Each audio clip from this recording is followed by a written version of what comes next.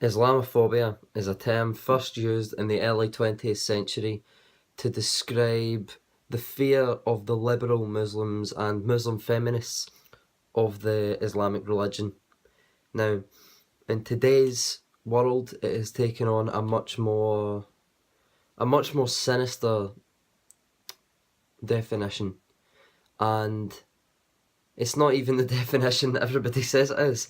Like, operationally, it's not, because what the progressive left and the media class, media establishment, and in fact the police in this country say that it is it's bigotry against Muslims. Effectively, just it's racism, basically a form of racism.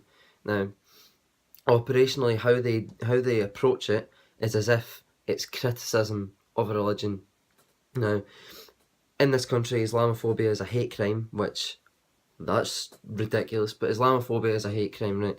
So if you have people who are criticising the religion being targeted with the ire of the law because they're Islamophobic, how is that any different to a secular blasphemy law? Because you're not saying that it's the bigotry that you're arresting people for.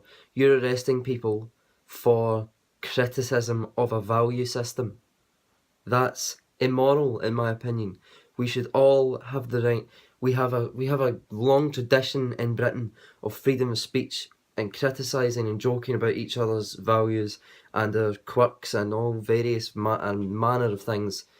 We can't lose that tradition, because it's what has stopped civil war, by allowing all the different ethnicities to mix and normalise their differences.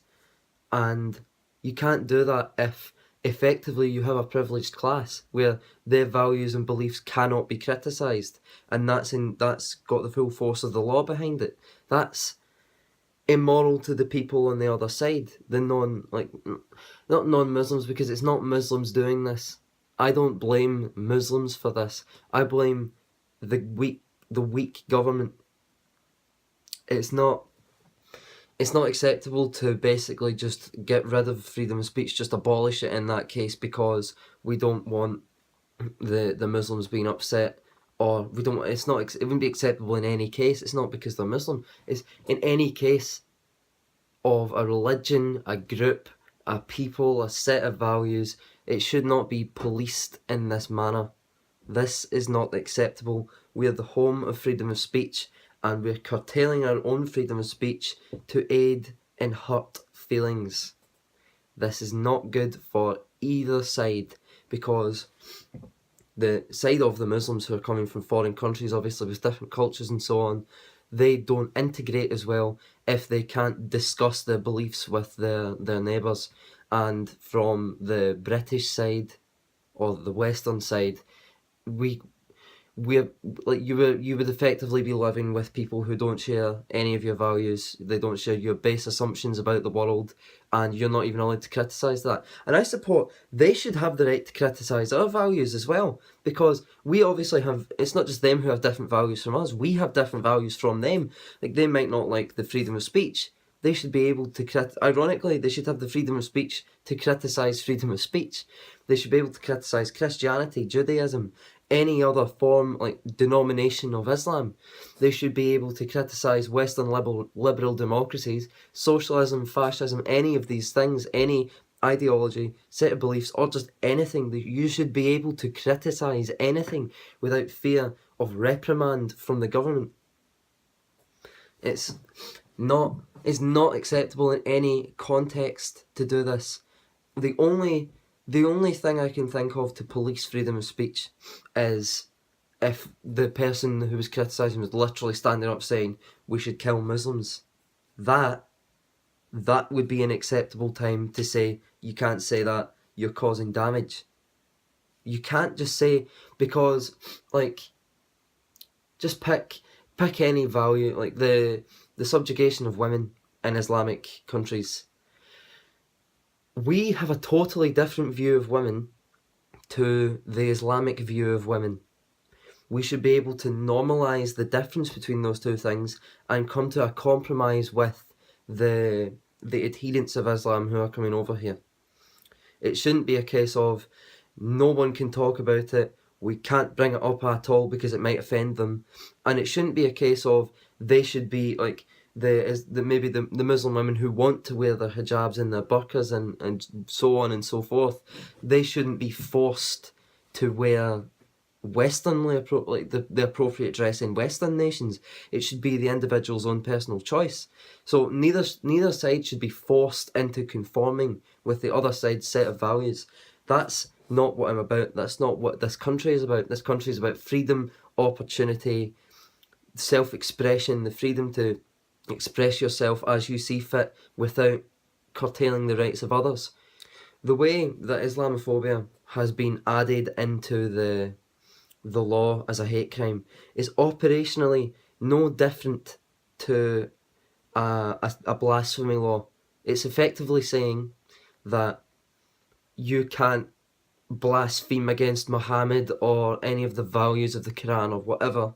It's no different from saying do not blaspheme. It's so similar. It is the same thing, and it's scary that in a Western nation we can be led down this path through our own good intentions to what we sought out to destroy hundreds of years ago. That is the theocracy, a theocracy of any stripe. Western liberal democracies are the most just form of government that human beings have come to realise. This is the freest time in it is the freest nation. These are the freest nations that have ever existed. We have the most inclusive set of values. We're anti-racist, we're anti-torture, we're mainly anti-death penalty. All these things. These are freedom values, these are good values that have created great countries. And it's the total opposite of a theocracy, which is among the most oppressive forms of government. It's not acceptable because whose interpretation of the whatever holy book, the Quran, the Bible, the Torah, etc., whose interpretation of that do we run the theocracy along? Because you can bet that not everybody's going to have the same interpretation. I believe very strongly I have the courage of my convictions. I know that our values are good. I don't think we should be scared of putting our values out into the world, because look at what that has done for the human race so far. It doesn't need to be violent, it doesn't need to be an empire, and obviously you shouldn't have an empire, but we should put forth our values as an alternative to some of the value systems that other countries are run along, because these have produced the most stable countries, the most safe countries, the most free countries. We can't lose our right to criticise value systems. We must recognise that there are faults in our own value systems, and they should be criticised in due course. We must recognise our spinelessness on this issue and stand finally for what we've believed in for hundreds of years and what has created our countries in the mould that it has been created in. We must return to an era of freedom of speech. Everybody, ladies and gentlemen, I beseech you. Here is Christopher Hitchens on the same subject. I couldn't have said it any better myself, Mr. Hitchens. Thank you very much for your service. Thank you all for watching this video. I appreciate you all 70 of you now. Subscribe, like my videos, share if you like what I've been doing. Thank you very much. Here's Christopher Hitchens. This is very urgent business, ladies and gentlemen, I beseech you. Resist it while you still can, and before the right to complain is taken away from you, which will be the next thing. You will be told you can't complain because you're Islamophobic. The term is already being introduced into the culture as if it was an accusation of race hatred, for example, or bigotry, whereas it's only the objection to the preachings of a very extreme and absolutist religion. Watch out for these symptoms. They are just symptoms of surrender, very often ecumenically offered to you by men of God in other robes, Christian and Jewish and smarmy ecumenical. These are the ones who will hold open the gates for the barbarians. The barbarians never take a city till someone holds the gates open for them. And it's your own preachers who will do it for you, and your own multicultural authorities who will do it for you. Resist it while you can.